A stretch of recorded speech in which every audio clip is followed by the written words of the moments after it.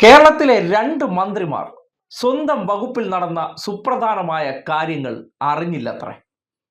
ദേ നോക്കിയേ. ഒന്ന്, ഇന്നിപ്പോ ബജറ്റിൽ വീര്യം കുറഞ്ഞ മദ്യത്തിന്റെ നികുതി 250% നിന്ന് മേനോൻ മുഖ്യമന്ത്രി ഒറ്റയടിക്ക് 175% കുറച്ചു കൊടുത്തു.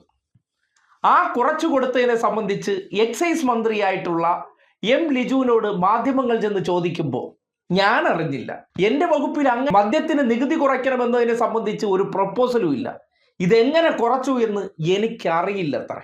നോക്കുക, മുഖ്യമന്ത്രി നേരിട്ട് എക്സൈസ് വകുപ്പിനകത്ത് കയറി അദ്ദേഹം മന്ത്രിയുടെ അധികാര പരിധിയെല്ലാം ചവിട്ടിയെടുത്ത് കളഞ്ഞതിന് ശേഷം സ്വന്തം നിലയ്ക്ക് ബജറ്റിലൂടെ ഒരു പ്രഖ്യാപനം നടത്തുകയാണ്.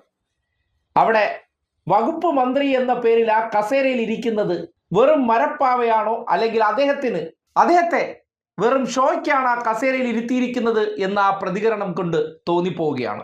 അതിനുശേഷം രണ്ടാമത്തെ അറിയില്ല എന്ന് പറഞ്ഞത്, കേരളത്തിന്റെ ചരിത്രത്തിൽ ഗവർണർ നേരിട്ട് ഉദ്യോഗസ്ഥരുടെ യോഗം വിളിച്ചു.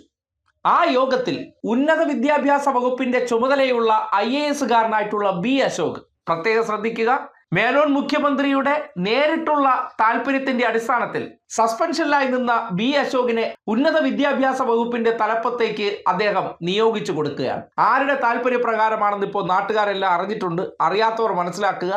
ഗവർണർ രാജേന്ദ്ര ആർലേക്കർ എന്ന ഈ കേരളത്തിൽ സതീശന്റെയൊക്കെ കാഴ്ചപ്പാടിലാണെങ്കിൽ ഇവിടുത്തെ ചക്രവർത്തി രാജാവാണല്ലോ സതീശൻ.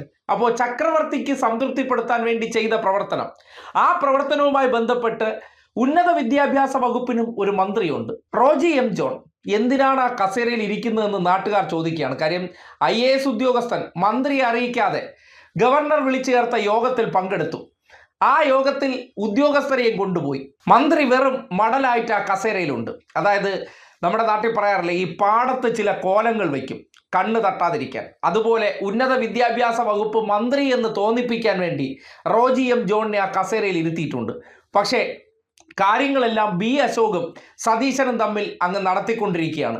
മന്ത്രിപ്പണി പേരിന് അവിടെ റോജി എം ജോൺ ഇരിക്കുമ്പോൾ, ഇങ്ങനെയൊക്കെ ആ വകുപ്പിനകത്ത് കാര്യങ്ങൾ നടക്കുമ്പോൾ, പുതുമുഖങ്ങൾ, യുവമന്ത്രിമാർ എന്ന ലേബലിലൊക്കെ അധികാരത്തിൽ വന്നവരെയെല്ലാം ചില പാവകളായാണ് കണ്ടിരിക്കുന്നത്. അവർക്കൊന്നും ഒരു ഉത്തരവാദിത്വവുമില്ല. മര്യാദയ്ക്ക് ആ കസേരയിൽ ഇരുന്നോളണം, ഞാൻ പല കാര്യങ്ങളും തീരുമാനമെടുക്കും, അവിടെ ഇരുന്ന് ഒപ്പിട്ടോളണം, ഒരക്ഷരം ഞാൻ അറിയാതെ ഉരിയാടാനോ അല്ലെങ്കിൽ മാധ്യമങ്ങൾക്ക് മുന്നിലോ മിണ്ടാൻ പാടില്ല എന്നുള്ള താക്കീത് കൂടിയാണ് വരാൻ പോകുന്നത്.